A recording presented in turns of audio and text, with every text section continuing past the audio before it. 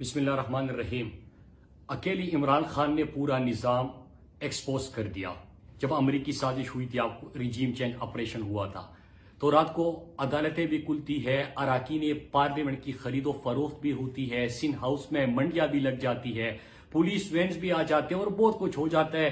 वो तमाम कहानियां आप सब जानते हैं और आपको इल्म है कि कौन कौन इसके पीछे था और कौन कौन से इदारे थे, कौन कौन से किरदार थे। वो तो सब सामने आ चुका है। लेकिन अब इलेक्शन कमीशन किस तरह वो एक्सपोज हुआ, उनके फैसलों की तफसीलात मैं आपके साथ शेयर करूंगा। लेकिन उसके साथ साथ कल रात इलेक्शन कमीशन के तर्जुमान की तरफ से एक बयान मीडिया पे चला और उसमें कहा कि दो फैसले इसलिए हुए कि उजलत में हुए।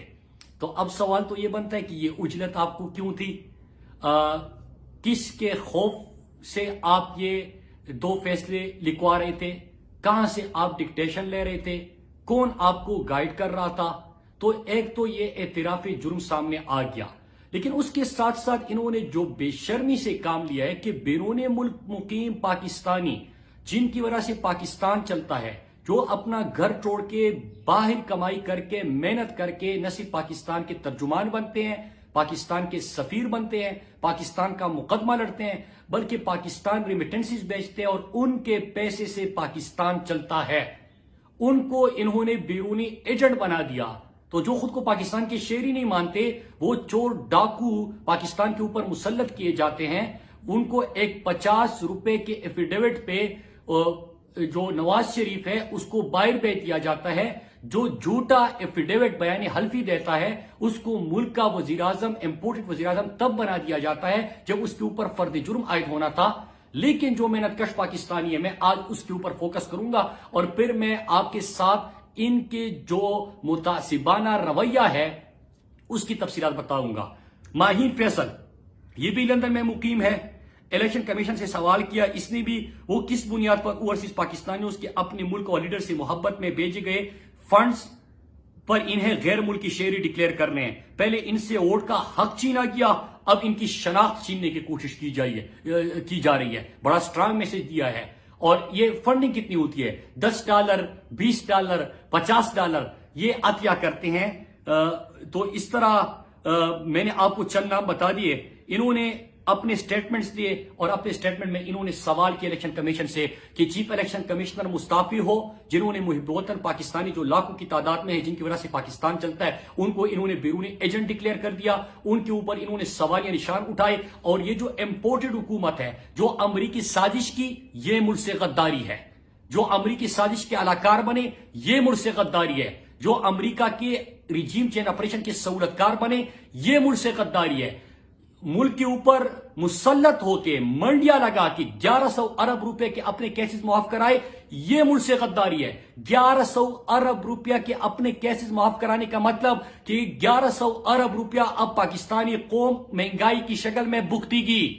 इनके ऊपर यह अजाब आया, लेकिन वो फतवा लगा रहे हैं मेहनतकश पाकिस्तानियों के ऊपर, ओवरसीज पाकिस्तानियों के ऊपर। मैं देख रहा था सोशल मीडिया पे, आपके सामने भी आया होगा कि बहुत सारे हजारों की तादाद में पाकिस्तानी न सिर्फ तहरीक इंसाफ को सपोर्ट करते, इमरान खान को सपोर्ट करते, बल्कि अपने बयानात भी जारी कर रहे हैं। यहां पे सवाल यह होता है कि क्या पाकिस्तान में सियासी जमातें इस तरह चलती होगी कि एक करप्ट शख्स आया, वो हुकूमत पे नाजायज तरीके से अमरीकी साजिश के तहत बैठ गया, फिर वो अपनी पार्टी को किस तरह चलाता है कि इसराइली लॉबी, यहूदी से पैसे ले लो, स्टेट डिपार्टमेंट से पैसे ले लो, लीबिया से पैसे ले लो, उसामा बिन लादेन से पैसे ले लो, ठेकेदारों से पैसे ले लो, माफिया से पैसे ले लो, बाहर से पैसे लेके वो उनके जूते साफ करेगा, उनकी मर्जी के मुताबिक फैसले करेगा, भिखारी बनेगा, उनके गुलाम बनेगा।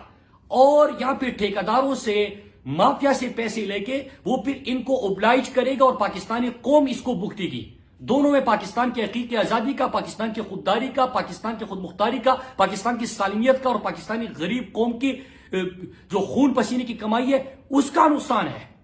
लेकिन नहीं, इनको ये निजाम चाहिए। इमरान खान आया, उसने निजाम बदला कि नहीं, मैं फंड राइजिंग इवेंट करूंगा जिस तरह दुनिया में एक निजाम बनता है, जिस तरह की प्रेसिडेंशियल इलेक्शन अमेरिका में होता है, प्रेसिडेंशियल कैंडिडेट अपनी फंड राइजिंग इवेंट्स करता है, डेमोक्रेट्स इस तरह करते हैं, रिपब्लिकन इस तरह करते हैं। यही निजाम है ताकि अवाम की ताकत से आप आए, अवाम इस पॉलिटिकल पार्टी को ओन करे, अवाम अपनी लीडर से मोहब्बत का इजहार करे, अवाम खुद इस पार्टी को चलाए। लेकिन इन्होंने क्या किया, ये तो कर ही नहीं सकते। आपका क्या ख्याल है कि जरदारी बाहर जाएगा, वो फंड राइजिंग इवेंट करेगा, एक ही नारा होगा 10%, 20%, 100%। क्या नवाज शरीफ अपने एवन फील्ड से बाहर नहीं निकल सकता? निकलता है तो चोर और डाकू के नारे लगते हैं, चोर चोर चोर। तो वो तो नहीं कर सकते, वो तो ये फंड राइजिंग इवेंट नहीं कर सकते, वो तो आवाम में जा नहीं सकते, वो तो आवाम में जाने के मुकाबिल ही नहीं है। लिहाजा ये इस ठीक निजाम को गलत डिक्लेयर कर दो। और इलेक्शन कमीशन किसी पे फैसले नहीं है। आप अंदाजा करें कि इलेक्शन कमीशन का काम था पाकिस्तान में साफ और शफाफ इंतखाबात करवाना। इलेक्ट्रॉनिक वोटिंग मशीन एक ऐसा निजाम था कि इसके तहत आप साफ और शफाफ इंतखाबात करा सकते थे। इमरान खान की हुकूमत बनती है, वो इलेक्ट्रॉनिक वोटिंग मशीन के लिए बड़ी मेहनत होती है, कानून साजी करते हैं, शिबली फराज को टास्क दिया जाता है, वो इलेक्ट्रॉनिक वोटिंग मशीन तैयार करते हैं, मुख्तलिफ लोगों से बात करते हैं। वो तमाम चीजें जो इलेक्शन कमीशन की, आपको याद होगा कि 2013 के इलेक्शन की दानली के ऊपर जो रिपोर्ट बनी थी, उनमें जिन जिन नुकात का जिक्र किया गया था कि इलेक्ट्रॉनिक वोटिंग मशीन ऐसा हो कि वो तमाम जो नुकस थे या दानली के तरीक़ेकार थे, वो इस मशीन से कैसे रोके जा सकते हैं, उसके ऊपर ये मशीन तैयार होता है। इलेक्शन कमिश्नर साहब कहते हैं कि इलेक्ट्रॉनिक वोटिंग मशीन नहीं कर सकते हम। फिर दूसरा, ओवरसीज पाकिस्तानी को वोट का हक इमरान खान ने दिया। पाकिस्तान चलाना उनके ऊपर है। रिमिटेंसेस अगर वो नहीं भेजेंगे तो पाकिस्तान बैठ जाता है, रिमिटेंसेस भेजेंगे तो पाकिस्तान का गुजारा हो जाता है, लेकिन उनको वोट का हक नहीं देना। वो ओवरसीज पाकिस्तानी को वोट का हक भी इसने नहीं दिया। फिर आपको याद होगा कि इसके साथ सेनेट में इलेक्शन में यूसुफ रजा गिलानी के बच्चे उनके लिए वोट खरीदते हुए रंगे हाथों पकड़े गए और खरीदो फरोख्त की वीडियोस टीवी पे चली। उसका केस हुआ, उसमें कुछ नहीं हुआ, उनको कोई सजा, कोई पूछगछ नहीं, उसका नोटिफिकेशन भी नहीं रोक दिया गया। फिर इसके बाद जो यूसुफ रजा गिलानी के हवाले से शवाहिद भी थे, ना अहली हुई, न उसके ऊपर फैसला हुआ। सिंध हाउस में मंडियां लगी, उसके ऊपर भी कोई सवाल नहीं हुआ। फिर इस तरह पंजाब का जो इंतखाब था, उसमें हमारे जो रिजर्व सीट के खवातीन अराकीन थे, उनके नोटिफिकेशन जारी नहीं किया क्योंकि हमजा कुकड़ी को सीएम रखना था। फिर इसी तरह नून लीग का एक एमपीए था, उसने रिजाइन किया था, उसका इस्तीफा कबूल नहीं कर रहा क्योंकि उन्होंने हमजा कुकड़ी का एक नंबर कम हो जाता। फिर इसी तरह अभी सिंध में जब तहरीक इंसाफ की पॉपुलरिटी देखी तो इन्होंने पूरा इलेक्शन ही पोस्टपोन कर दिया कि बारिश होगी। बारिश की वजह से पूरा इलेक्शन ही पोस्टपोन कर दिया, जिमनी इंतखाब भी और बल्दियात भी। लेकिन खैबर पख्तूनख्वा में जब दिसंबर में बर्फबारी होती है और काफी अरसे तक 2-3 महीने बर्फबारी वहां पे होती है, रिक्वेस्ट हुई, उन्होंने कहा कि नहीं, इंतखाबात करवाओ। फिर इसके साथ साथ खैबर पख्तूनख्वा के बल्दियाती इंतखाबात में पहले मरहले में जब तहरीक इंसाफ की अक्सरियत थी, लेकिन ट्यूब इस तरह चला कि पहले मरहले में जेयूआई जीत गई है, क्योंकि हमारी जो 6-7 तहसील है हम जीत गए थे, उसमें से एक 2 पुलिस स्टेशन के रिजल्ट रोके गए ताकि उनको हम आगे दिखा सके। फिर इसी तरह आपको याद होगा कि अली अमीन गंडापुर का भाई फैसल अमीन गंडापुर, पहली दफा होता है कि उम्मीदवार को नाअहल करार दिया जाता है। वही उम्मीदवार ने क्या किया, वो तो अपनी कैंपेन चला रहा है, उसको आप कैंपेन से किस तरह मना कर सकते हो, उसको नाअहल कैसे करार दे सकते हो। फिर हाई कोर्ट गए, वहां से उन्होंने फैसला लिया और इलेक्शन लड़ा और मेयर बन गया और मौलाना को इबरतनाक शिकस्त भी दे दी अपनी ही तहसील के ऊपर। ये फैसला भी किया। डस्का में नून लीग ने 20 पुलिस स्टेशन पे इलेक्शन की दरखास्त की थी, उन्होंने पूरा ही हल्के में री इलेक्शन जो है वो डिक्लेयर कर दिया और फिर से इलेक्शन का कहा इलेक्शन कमीशन ने। फिर इसके साथ साथ अभी कलर सेदा में हमने रिकाउंटिंग की अपील की, कहते कि रिकाउंटिंग भी नहीं हो सकती।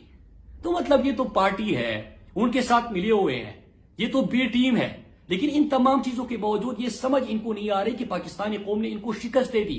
17 जुलाई के इंतखाब में न सिर्फ इलेक्शन कमिश्नर, इलेक्शन कमीशन, इंतजामिया, पुलिस, इम्पोर्टेड हुकूमत, सूबाई इम्पोर्टेड हुकूमत, वफाक की तमाम नजर आने वाली और नजर न आने वाली तमाम ताकत इमरान खान के खिलाफ थी, लेकिन अल्लाह ने इमरान खान को सुरखरू किया, अवाम उसके साथ खड़ी हो गई और इमरान खान को जितवा दिया। अब ये जो सारा खेल इलेक्शन कमीशन वाला, ये क्या है? अब जो ऑपरेशन रिजीम चेंज हुआ उसको अवाम ने मुस्तरद कर दिया और कौम ने मुस्तरद कर दिया, वो सारे चेहरे एक्सपोज हो गए, तमाम दबाव, तमाम ताकतें, FIR, शिलिंग, ये चीजें कौम ने बर्दाश्त की, लेकिन वो अमरीकी गुलामी के सामने उन्होंने सर नहीं झुकाया। 17 जुलाई की शिकस्त के बाद ये मजीद बोखलाहट का शिकार हो गए। अब जाहिर सी बात है कि रिजीम चेंज ऑपरेशन की तबाहकारियां तो जारी है, मईशत तबाह हो गई, बेरोजगारी बढ़ी, लोडशेडिंग का आगाज हुआ और अब जो नई चीज हो रही है, क्योंकि इस तरह होता है कि अमेरिका में अमेरिका आपको ऐसे सपोर्ट नहीं कर रहा था कि ये चोर और डाकू है, इनको मुसल्लत किया जाए ताकि ये अपने लिए एनआरओ दे दें। बदले में उनको अड्डे चाहिए होंगे, एयर स्पेस चाहिए होगा, पाकिस्तान में फिर से ड्रोन हमले करने होंगे, जिस तरह की माजी में 2007-8 का एनआरओ आपको याद होगा, और कंडोलीजा राइस ने अपनी किताब में तमाम कहानी लिखी भी है। तो लिहाजा अभी पाकिस्तान में सबसे ज्यादा खौफ जो है कि रिजीम चेंज ऑपरेशन अभी जारी है, और रिजीम चेंज ऑपरेशन में क्या इनको अमेरिका को अड्डे देने की भी कमिटमेंट हुई, क्या यहां पे एयर स्पेस देने की भी बात हुई, क्या पाकिस्तान में फिर से वो जंग लाई जाएगी, ये बड़े सवाल है। लेकिन कौम की तवज्जो अब इससे हटाने के लिए, और एक बंदा जो इस वक्त रुकावट है, अमेरिका को इसलिए नापसंद है कि अमेरिका को आंखों में आंखें डाल के एब्सोल्युटली नॉट कहता है। यूरोपियन यूनियन इसलिए खिलाफ है कि उनको कहता है कि क्या हम आपके गुलाम हैं, हम अपने फैसले खुद करेंगे। आजाद खारजा की पॉलिसी की बात करता है, दुनिया को कहता है कि मैंने आपका ठेका नहीं लिया हुआ, 22 करोड़ पाकिस्तानियों ने मुझे मुंतखब किया, मैंने उनके लिए फैसले करने हैं, मैं रूस जाऊंगा, सस्ता तेल वहां से लाऊंगा ताकि मेरे कौम के ऊपर महंगाई का बोझ ना हो। दुनिया से सवाल पूछता है, वहां पे उनसे सवाल पूछने की वो ताकत भी रखता है, सारी दुनिया के मुसलमानों की वो तर्जुमानी करता है। और इस्लामोफोबिया को दुनिया में उसने इशू बनाया, इस्लामोफोबिया के खिलाफ दुनिया में उसने करारदाद मंजूर कराई। यहूदी भी इसलिए खिलाफ है कि वो फलस्तीन के हुकूक की बात करता है, वो अपने अकीदे की बात बयान करते हुए कश्मीर का सफीर बन के फलस्तीन की बात करता है। लिहाजा उनसे तो ये कंट्रोल ही नहीं हो रहा, क्योंकि इसकी बाहर जायदादें ही नहीं है, न लंदन में जायदाद है, न अमेरिका में जायदाद है, न उसने करप्शन की है, न उसकी कोई कमजोरी है उनके पास। वो खड़ा रहता है, वो सवाल पूछता है, वो आंखों में आंखें डाल के बात करता है, वो खुददारी की बात करता है, वो मुसलमानों को उनकी जो तारीख है वो बताता है। वो ये कहता है कि मैं आजाद पैदा हुआ था और मैं आजाद जीऊंगा, मैं किसी की गुलामी नहीं कर सकता। पाकिस्तान इसलिए नहीं बना था, ये जमीन का टुकड़ा नहीं था, हमने यहां पे इसको दुनिया में मिसाल बनाना था, ये फलाई रियासत बननी थी, इसने दुनिया को मिसाल के तौर पे इसने दुनिया के सामने होना था। ये पाकिस्तान में भी हकीकी आजादी की बात करता है। जलसे में कहता है पाकिस्तान का मतलब क्या, ला इलाहा इल्लल्लाह, उस असल पैगाम की तरफ पाकिस्तान को लेके जाता है। जंग बहुत बढ़ चुकी है। अब ये इनका ख्याल है कि कभी इलेक्शन कमीशन का इशू बना के, कभी इनके ऊपर बगावत के एफआईआर करके, कभी पूरा मीडिया भी इनके साथ मिला हुआ है, इश्तिहारात दे रहे, अरबा रुपए के इश्तिहारात दे रहे, कौम भूख से मर रही है, उनको इश्तिहारात दे रहे, लेकिन इसका मुकाबला नहीं कर सकते। अकीदा पुख्ता है, मकसद बड़ा है, हकीकी आजादी की बात हो रही है, बयानी और सियासत से यह बात बहुत आगे निकल चुकी है, कौम कड़ी हो गई है। आप कितना गिरोगे? ओवरसीज में हरकत पाकिस्तानियों को आपने बैरूनी मुल्क एजेंट बना दिया, लेकिन लीबिया से फंड लेने वाले, स्टेट डिपार्टमेंट से फंड लेने वाले, यहूदी अमरीकी जो मार्क सेगल है उससे फंड लेने वाले, उसामा बिन लादेन से फंड लेने वाले, दुनिया के मुख्तलिफ मिडल ईस्ट के मुमालिक से फंड लेने वाले, वो तो एजेंट नहीं है। जो अमरीकी रिजीम चेंज के साजिश का हिस्सा बने वो तो एजेंट नहीं है। और मैं सवाल करता हूं बसद एहतराम कि सुप्रीम कोर्ट सदर पाकिस्तान और स्पीकर साहब ने एक मरासला भेजा था, वही धमकी आमेज मरासला, जिसके बाद रिजीम चेंज ऑपरेशन का आगाज हुआ, जिससे रिजीम चेंज ऑपरेशन का आगाज हुआ। आज तक कोई कमीशन बना? आज तक कोई सवाल हुआ? किसी ने यह सवाल पूछा कि वजीर आजम तो इमरान खान था, तो ये फिर किसको कह रहे थे कि अगर इमरान खान को ना हटाया गया तो संगीन नताइज भुगतने पड़ेंगे? ये किससे अपील कर रहा था कि इमरान खान के खिलाफ वोट आप नो कॉन्फिडेंस लेके आ रहे हैं, ये कामयाब होना चाहिए?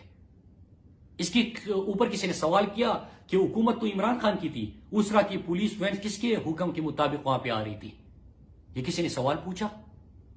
क्या कमीशन बना? क्या उन किरदारों से सवाल हुए? नहीं हुए। लेकिन एक चीज के ऊपर बात हो रही कि इमरान खान को किस तरह रोका जाए। और कल तो मैंने अशरफ शरीफ के प्रोग्राम में एक इशारा दिया था, आज मैं उसी बात को रिपीट करता हूं कि तहरीक इंसाफ की इमरान खान की बात की क़ियादत को बुला के कहा जाता है कि आप में से क्यों आगे कोई नहीं आता कि वो पार्टी संभाले। ये पार्टी इमरान खान की है, यहां पे कारकुन इमरान खान के नाम पे है। पाकिस्तान में सियासत ही इमरान खान के नाम पे होती है, बल्कि पार्टी तो छोड़े, इस वक्त पाकिस्तान की हकीकी आजादी के लिए खड़ा होने वाला इमरान खान है, तमाम ताकतों को चैलेंज करने वाला इमरान खान है, आपकी तमाम ताकतों को शिकस्त देने वाला इमरान खान है। ये जो लोग नारा लगाते हैं पाकिस्तान का मतलब क्या, ला इलाहा इल्लल्लाह, इसके निकलते हैं, इनकी उम्मीद इमरान खान है। ये खुददारी इमरान खान ने उनको सिखाई है, अपना असल मकसद इमरान खान ने उनको बताया है। ये आप नहीं कर सकते। आपका कोई हरबा काम नहीं आ सकता। आप मान लें कि शिकस्त हो गई है, पाकिस्तान बदल चुका है, पाकिस्तान आगे जा रहा है। आप सबका बहुत शुक्रिया। पाकिस्तान जिंदाबाद।